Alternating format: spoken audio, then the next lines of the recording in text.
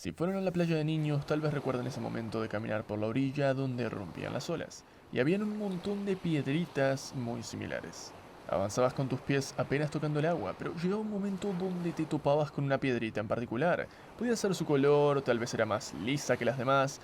Lo que sabías es que era la distinta entre todas las otras iguales, y encontrarla se sentía bien. Pero claro, después tu mamá no te dejaba llevarte a la casa y bueno, mamá. Lo mismo pasa con las películas. A veces cuando estás navegando entre tantas cosas similares o poco inspiradas, encuentras esas piedritas, esas joyas ocultas de las que no habías oído o que piensas que más gente debería conocer. Esto sucede porque la calidad de una película no es directamente proporcional a su éxito. Hemos visto instancias donde malas películas son gigantes de taquilla que traen a casa millones, pero lo mismo puede pasar a la inversa. Una buena película puede acabar fracasando financieramente o simplemente pasando por debajo de nuestro radar. Y el día de hoy venimos a hablar de esos filmes, los que están ahí y no obtuvieron el reconocimiento financiero o de público que al menos yo creo que se merecen.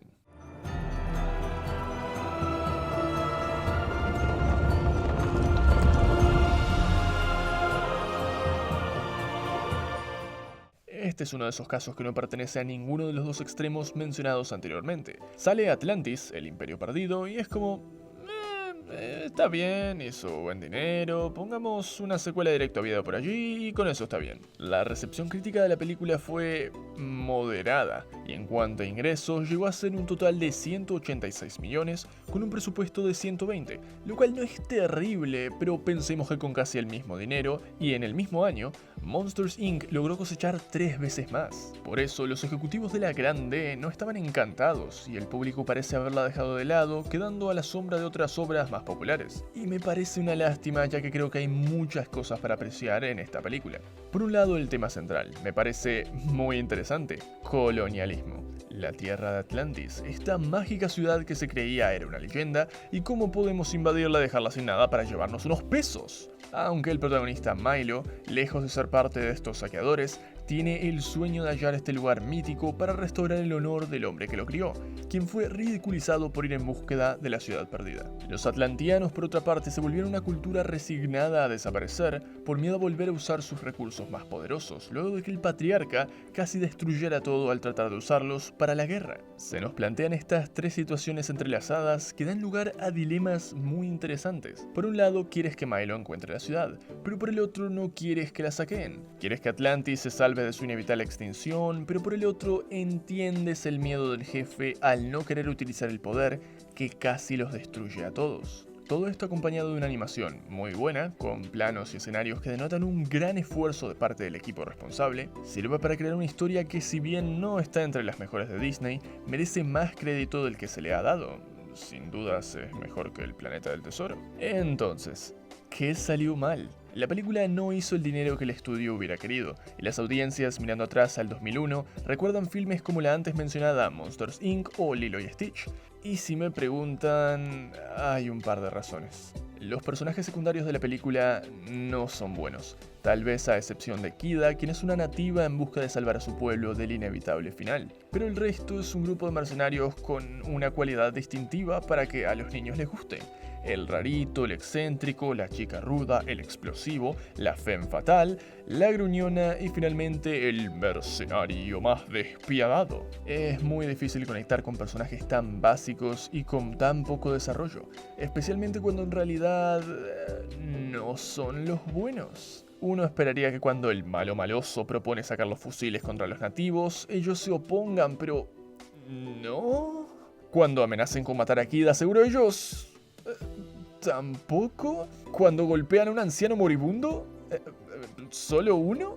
Y estos son los chicos buenos. Obviamente al final todos tienen una redención sorpresiva porque necesitamos vender juguetes de esta gente, pero esto, sumado al hecho de que el mundo de Atlantis no es realmente explorado, un kraken defendiendo la entrada, unos deslizadores cool, pero no nos introducen en su mundo, especialmente teniendo en cuenta de que llegan a Atlantis recién a la mitad de la película. Viene de una época de grandes éxitos para Disney, pero se distancia mucho de esas obras exitosas como Aladdin, El Rey León, hasta Hércules. ¿qué quieren que les diga? Hay mucho potencial en esta película, y el suficiente logra destacar para que se les recomiende en este video. Sus temas interesantes, que llegan a crear dilemas maduros, su muy buena animación que, sumada a un final más que satisfactorio, logra compensar por los aspectos no tan buenos. Aunque recién comenzamos, y este sin duda es el filme más débil de la lista. Seguimos excavando y ahora se vienen las joyitas. Ah, eres un villano, sí, pero no un supervillano. ¿No?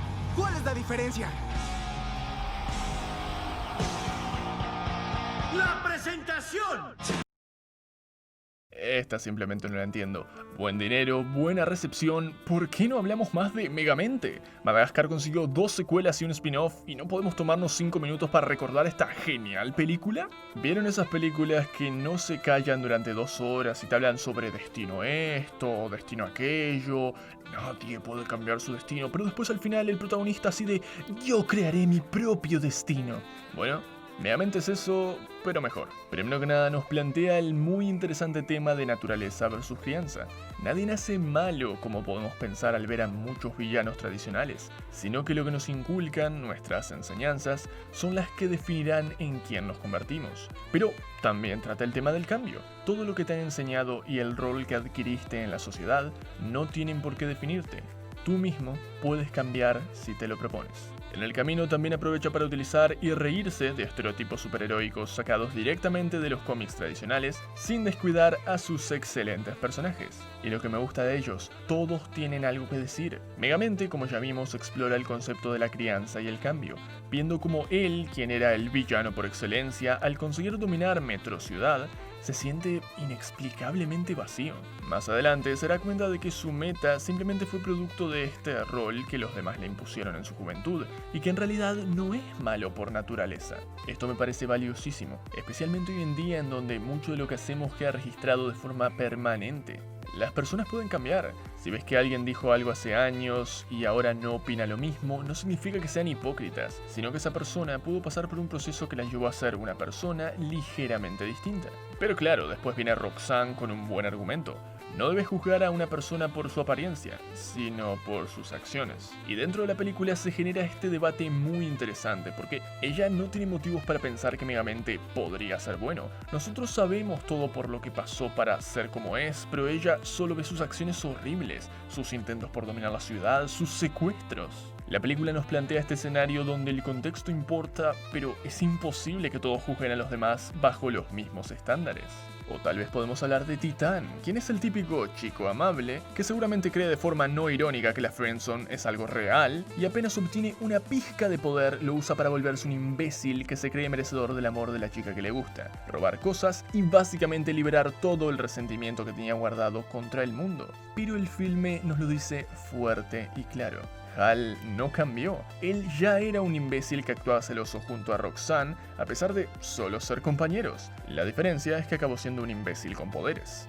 La animación está muy bien, la comedia es divertida, el final satisfactorio, la banda sonora funciona excelente utilizando temas clásicos como Highway to Hell o Bad to the Bone, y además fue compuesta por Hans Zimmer. Si me preguntan qué hizo que Megamente no llegara a brillar como se lo merecía, DreamWorks no le dio mucho amor al ser una de las producciones animadas con menor recaudación que han tenido. No me malinterpreten, no llegó a ser un Turbo o Abominable, pero tampoco un Madagascar o Kung Fu Panda. En cuanto a las audiencias, creo que puede haberse debido a que salió en un año con otras cosas más atractivas. Disney estaba poniendo fin a Toy Story, con el monstruoso éxito de la tercera entrega, nos traían una nueva princesa en Enredados, e incluso el propio DreamWorks lanzó algo que resultó mucho más atractivo para el público, Cómo entrenar a tu dragón. Aún así, me alegra ver que hay gente que me pidió que hablara de esta película y ver más conversación sobre ella en internet, porque sin duda es una película que se lo merece.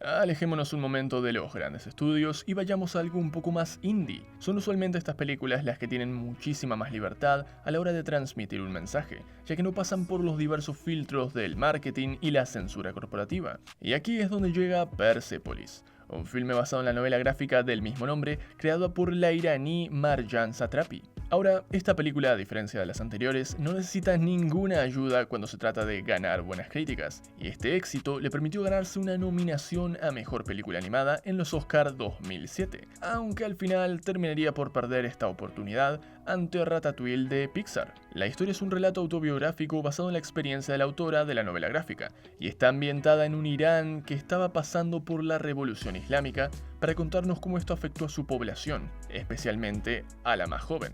Pausa. Nadie tiene que explicarme por qué más gente no recomienda una película como Persepolis. Incluso si observamos contra quién perdió en los Oscar, lo tenemos evidente. Una rata persiguiendo su sueño de aprender a cocinar logra tener un atractivo más amplio a nivel comercial que una joven creciendo en medio de un cambio cultural. Y es justamente por eso que considero importante destacar por qué es una película tan buena. Si bien al comienzo el contexto político puede ser un poco pesado, rápidamente pasará a volverse el escenario para las situaciones que vivirá nuestra protagonista. Desde jugar con sus amigos, conseguir su primer novio, irse a estudiar a otro país, todas cosas que nosotros podemos hacer, pero con el agregado de la crítica social latente y dirección muy acertada a la hora de reflejar las realidades más duras. Y escuchen esto.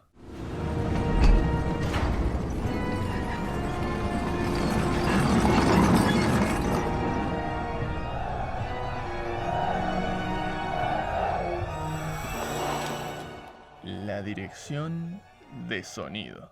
¡Wow! Que una animación 2D en blanco y negro pueda ambientarte de tal forma en una zona de guerra, que te transmita ese nivel de crudeza de las atrocidades cometidas durante estos tiempos tan jodidos. Tal vez muchos crean que se trata de un filme muy político, pero yo no lo pienso así. Todos los filmes con un mensaje acaban teniendo una postura política de una forma u otra. La diferencia es que Persepolis utiliza la propia política para contar una historia. De más está decir que el gobierno iraní no estuvo muy contento al ver cómo pintaban la revolución islámica, y esto hizo que varios países no quisieran proyectar la película y algunos incluso lo consiguieron. ¿Lo ven? Otra razón más para recomendárselas. Persepolis es la historia de la vida de una mujer, un relato de principio a la actualidad que toca temas como religión, sexualidad, discriminación y además tiene un montaje con Eye of the Tiger, solo véanla. It's the eye of the tiger, it's a tree of the fight, rising up to the challenge of a rival.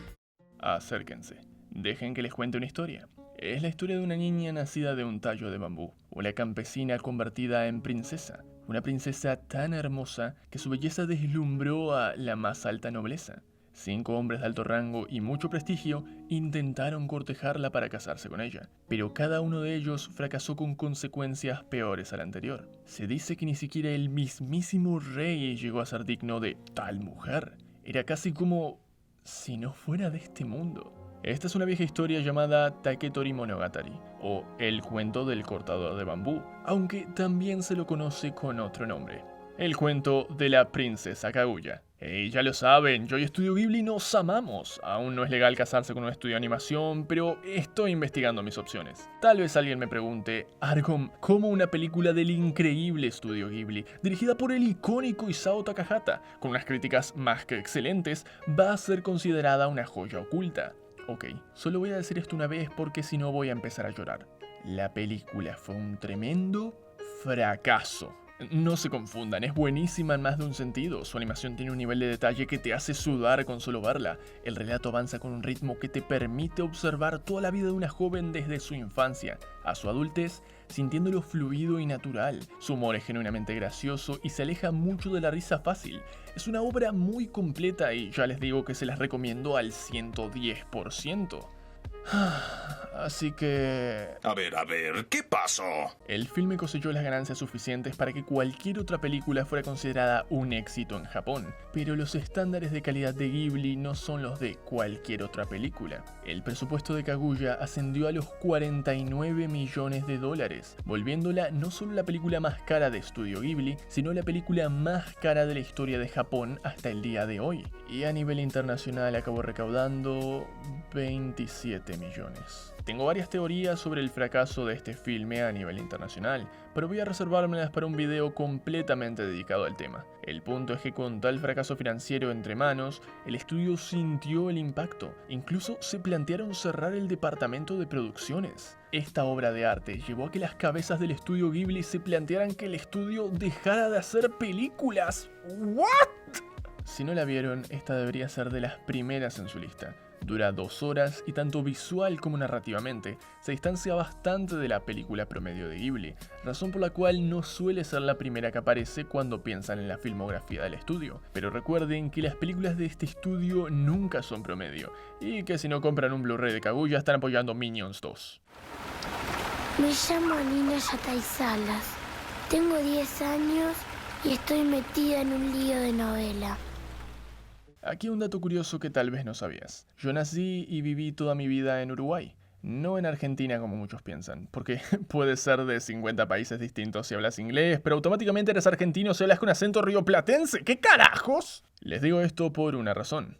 Es que la última película que vengo a excavar como una joyita es una muy buena, pero es incluso mejor si eres uruguayo. Anina es una coproducción entre Uruguay y Colombia, una historia basada en el libro infantil Anina Yatay Salas y dirigida por el compatriota Alfredo Sorgit. ¿Vieron cuando se habla de adaptaciones en videos con cómics y películas de Marvel, mangas y animes? Bueno, olviden eso. Anina es la manera de hacer una adaptación. Estás viendo la película, pero en realidad sientes que estás leyendo el libro infantil. La dirección de la obra, junto con la animación, se enfocan en hacer la experiencia lo más cercana al espectador posible. Es un filme que, ahora que me doy cuenta, tiene algunas similitudes con aspectos tratados en Megamente, aunque esta se enfoca más al aspecto del bullying y a que siempre es un buen ejercicio ponerse en el lugar del otro. Por ejemplo, a Anina la molestan porque su nombre y apellido son palíndromos, es decir, que se leen igual en uno u otro sentido. Ya sé, es algo raro con lo que hacerle bullying a alguien, pero ustedes entienden el punto. A lo que Anina procede a responderle a la chica que la molesta, a quien llama con el apodo Elefanta, por ser gordita. La película con esta instancia, y especialmente a lo largo del relato, cuando Anina comienza a indagar más sobre la vida y familia de Giselle, la supuesta elefanta, nos deja en claro que no siempre es víctima y victimario. En este caso, ambas eran las víctimas porque sufrían con las palabras de la otra, pero continuaban haciéndose sentir mal mutuamente. Ninguna era la buena o la mala. Son niñas. Además de este mensaje muy importante que me parece bueno tener en cuenta, cuando dije que esta película tiene un mejor sabor si eres uruguayo, fue debido a que si bien es una coproducción colombo-uruguaya, la historia se ambienta en las calles de Uruguay, recreada hasta en los detalles más pequeños. Las tortas fritas, los autobuses viejos, el kiosco de barrio, el propio vocabulario y los actores de doblaje de la película utilizan expresiones coloquiales que ayudan a transportarnos a esta ambientación uruguaya de los 80-90. Y ahí está el detalle fundamental. Como persona que nació y vivió en Uruguay, esta película me llevó, en cierta forma, de vuelta a mi infancia, y allí me educó en temas como bullying y empatía, cuando ya había bajado mi guardia. Tal vez eso no les pase a muchos de ustedes que no tienen una conexión emocional con este aspecto de la película, pero a su vez me parece una excelente forma de que conozcan mejor las costumbres de mi país. Y normalmente no hago esto, pero porque Anina es una película extremadamente difícil de encontrar en calidad decente, si son de Latinoamérica pueden hallarla en el sitio Retina Latina, una página oficial y gratuita que permite que los latinoamericanos accedamos a nuestras propias producciones con más facilidad. Sí, sé que puede parecerlo, pero no es un anuncio. Me pareció rarísimo que una página con tantísimo potencial y que no es pirata fuera desconocida para tanta gente. Pero tal vez es por eso que las llaman joyas escondidas. Cuando menos lo esperas, te puedes encontrar con una.